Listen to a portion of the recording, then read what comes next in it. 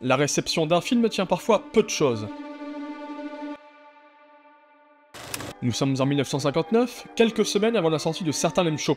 Une avant-première du film est programmée, lequel est présenté comme la production d'un gros studio. L'accueil est catastrophique, personne ne rigole, ce qui oblige Billy Wilder à revoir ses plans. Loin de modifier sa création dans les grandes largeurs, le cinéaste supprime une simple scène de moins d'une minute. Une nouvelle avant-première est programmée, cette fois-ci annoncée comme issue d'un petit studio.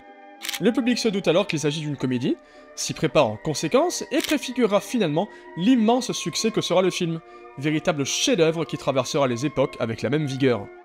Jusqu'à nous parvenir en 2024 avec la même aura de classique indémodable. Que s'est-il passé? J'ai peur de vous ennuyer.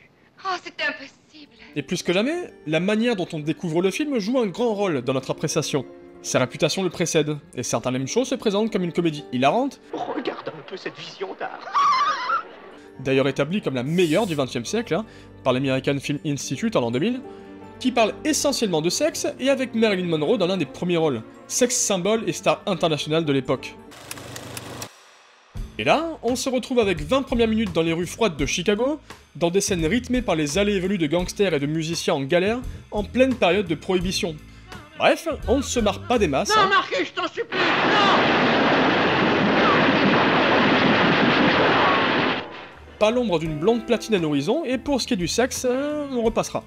Mais c'est justement là tout l'intérêt. Car tout le film est une affaire de faux-semblants. Et ce sont ces oppositions, ces contrastes soudains entre deux états, qui sont le moteur comique du film. D'une certaine manière, à l'image de ces hommes se déguisant en femmes, Certain Lame Show est une comédie qui s'est d'abord déguisée en film de gangsters. L'arrivée de Daphné et Joséphine n'en est que plus drôle, d'autant plus qu'elle fait suite à une ellipse. Billy Wilder sait que le spectateur sera plus à même de rire si on ne l'a pas préparé à la scène au préalable.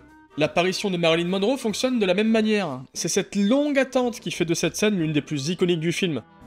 Mais surtout, les 20 premières minutes nous ont permis d'accompagner les protagonistes dans leur quotidien pour mieux les caractériser. Il suffit de quelques secondes et quelques ouvertures de porte pour nous les présenter comme des musiciens de seconde zone, qui peinent à vivre de leur métier. Rien de nouveau? Rien du tout. Merci. De ce fait, leur arrivée dans un orchestre uniquement féminin est montrée comme une nécessité de survie, et non comme la volonté de se fondre au milieu de femmes pour les draguer. Durant la même séquence, le comportement de Joe avec sa secrétaire nous expose sa vision de la femme, simple objet qu'il peut utiliser et jeter selon ses envies. Allons, Nelly, mon petit, si jamais c'est à cause de samedi soir, non, je vais tout expliquer. Quel traître. Et forcément, le voir ensuite être lui-même victime du sexisme des hommes ne fait que renforcer l'humour de la situation. Pensez également à guetter la mise en scène du film. Vous voyez ce gros plan de Jerry déguisé en femme? Il s'agit tout simplement du premier gros plan sur le personnage depuis le tout début du film. Une volonté de Billy Wilder, qui renforce ainsi le potentiel comique du personnage. Tout apparaît immédiatement crédible. On ne remet par exemple jamais en question le fait qu'un wagon entier de femmes soit persuadé que les deux nouvelles arrivantes sont bien des femmes, alors que n'importe qui d'un petit peu sensé remarquerait l'entourloupe instantanément dans la vie réelle. C'est là tout le génie d'une écriture instinctive et particulièrement bien pensée, qui offre un constant sentiment de spontanéité. Il y a deux choses qu'il m'est impossible de tolérer pendant le travail. Primo, l'alcool et secondo, les hommes. Les hommes? Oh, de ce côté-là, vous n'avez rien à craindre. C'est aussi le bénéfice du noir et blanc, qui a à la fois été choisi pour éviter que le maquillage de Tony Curtis et Jack Lemmon ne vienne nuire à la crédibilité du récit, Les deux nouvelles me font un drôle d'effet. et pour permettre aux spectateurs de l'époque de mieux s'immerger dans cette période de prohibition. Bref, Certain Lame Show semble avoir bénéficié des plus grands talents et des meilleures circonstances pour devenir un succès. Sauf que vous vous en doutez, rien n'est jamais aussi simple. Il y a d'abord le cas de Marilyn Monroe, évidemment, qui va être la source de bien des soucis pour Billy Wilder. Immense actrice s'il en est, la jeune femme marquera le tournage de son empreinte pour des raisons moins flatteuses. Tantôt victime de crises d'angoisse, tantôt malade, prise de médicaments mêlée à de l'alcool, retard régulier ou isolement volontaire dans sa loge, la comédienne est à l'origine d'un large dépassement du budget du film. Car le temps c'est de l'argent, et le tournage va très vite s'éterniser devant les absences de Marilyn ou son incapacité à réciter son texte. Tu comprends? Je suis pas très maligne.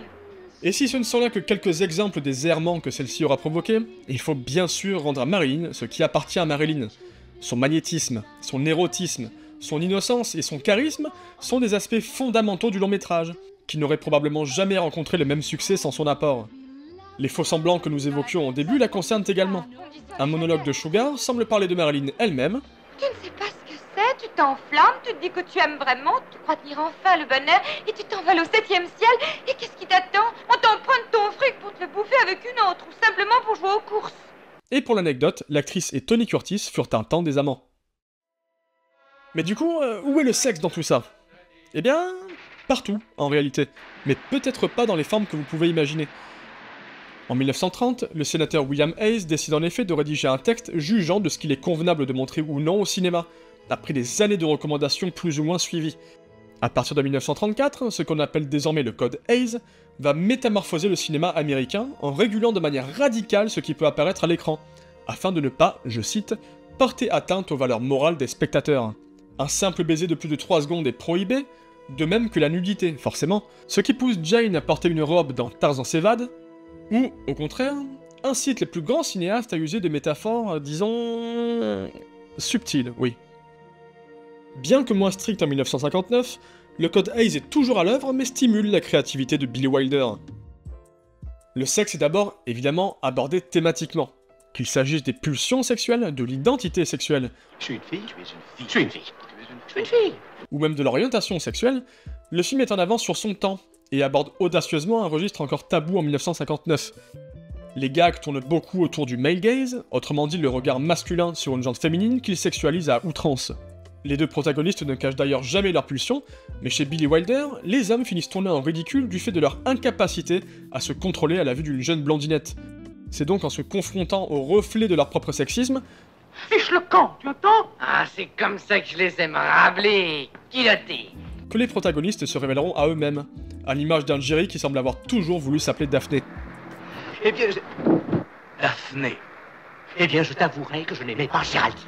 Et puis c'est tout un érotisme qui est présent à l'écran, notamment incarné dans la beauté sculpturale de Marilyn Monroe, dont certains costumes n'ont sûrement pas manqué d'accompagner les fantasmes des spectateurs de l'époque. Et que dire de ces séquences dans le train ou sur le yacht, qui font directement écho à la libido à fleur de peau des protagonistes.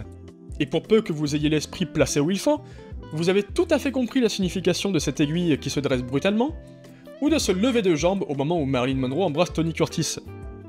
Pour l'anecdote, ce dernier a dû aller prendre une douche froide dans la foulée de cette séquence, pour les raisons que vous pouvez imaginer. Au crépuscule d'une décennie particulièrement conservatrice, Certain Lame Show parvient ainsi à bousculer les mœurs au gré d'une comédie sophistiquée et bourrée d'idées. Dialogue ciselé à la perfection, En somme, vous êtes frigide. Ce serait plutôt une barrage mentale. rythme comique impeccable. Le long métrage est, selon les mots du fils du scénariste E.L. Diamond, un divertissement à l'état pur. Une œuvre qui continuera de traverser le temps et d'atteindre tous les publics avec la même efficacité. C'est ce qu'on appelle un classique. The diddly diddly diddly dum, boop boopy doop.